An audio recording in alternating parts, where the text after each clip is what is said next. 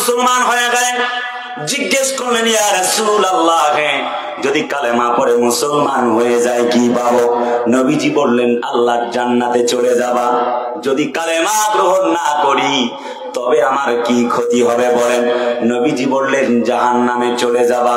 হযরত ওমর বলেন, ইয়া রাসূলুল্লাহ, আর কোন তৃতীয় কথা শুনতে চাই না। কালেমা পড়ে আপনার হাতে হাত রেখে মুসলমান হয়ে গেলাম। লা ইলাহা ইল্লাল্লাহু মুহাম্মাদুর রাসূলুল্লাহ সাল্লাল্লাহু আলাইহি ওয়াসাল্লাম। হযরত আবু বকর, ওমর, উসমান রাদিয়াল্লাহু তাআলা আলাইহিম আজমাইন, রাদিয়াল্লাহু তাআলা আলাইহিম আজমাইন, তারা যেভাবে রাসূলুল্লাহর আদর্শ মেনেছেন, আপনারা কি সেইভাবে মানতে চান না? চিল্লায় বলে না, চান কি চান না? তাহলে একটু গভীর মনোযোগ। হযরত ওসমান রাদিয়াল্লাহু তাআলা আনহু, শুনতেছেন তো? যুবকদেরকে আজ পাচ্ছি না। যুবকরা আছে না নাই? তোমাদের আওয়াজ হচ্ছে না, একটু হাত তুলে দেখি। শুধু যুবকরা, বাবাজিরা আপনারা না, শুধু যুবকরা, অল্প কয়েকজন হাত নামান। এদেরকে নিতে হবে ইন্ডিয়া হারবারে। আরে কথা কয় না, এদের যে আওয়াজ, এই আওয়াজে তো চলবে না ভাই। ওরা আজ ওই যে বাদাম বাদাম, কাঁচা বাদাম, তারপরে সাদা সাদা, কালা কালার পাগল হয়ে গেছে। আরে কথা কয় না রে ভাই। আর চুলের কাটিং দেয় কি, Neymar cutting, Messi cutting, Ronaldo cutting. আমি নাম দিয়েছি হচ্ছে কুত্তা কাটিং। চতুর্দিক কাইটা মাঝখানে দ্বীপ বানায় রাখছে। বদ কত। এক ছেলে আমার কালকে ফোন দিছে, হুজুর আমার আত্মহত্যা ছাড়া উপায় নাই। বললাম কারণ কি? হুজুর আমি সেকা খাইছি। বললাম সেকা খাইছো তো বেকা হয়েছে, তা আবার আমাকে ফোন দিয়ে লাভ কি? হুজুর আমাকে বাঁচান, একটু কি দোয়া আছে শেখান।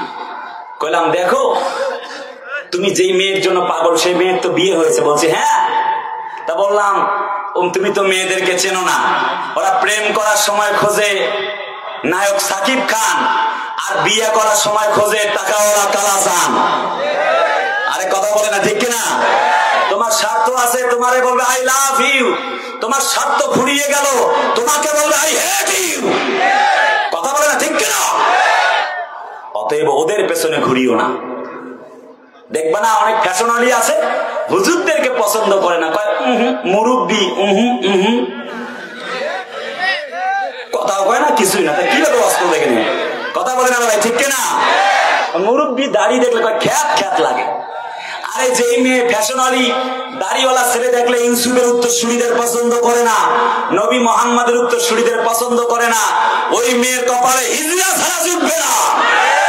তুমি খবর নিয়ে দেখো, ওইটা অরিজিনাল বোরকাওয়ালি না, ওরা ফ্যাশনওয়ালা বোরকাওয়ালি। ওই এক মেয়ে 2-4-5টা ছেলেকে তার নাকের ডগার ভেতরে ঘুরে ঘুরে বেড়াইতেছে। কথা বলে না কেন, ঠিক না?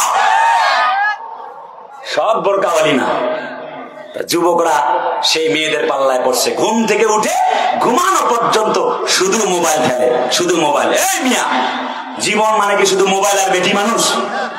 আর কথা কয় না, জীবন মানে কি শুধু বেটি মানুষ? ফজরের পরে ঘুমায়, এক ঘুমে কিয়ামত আসো।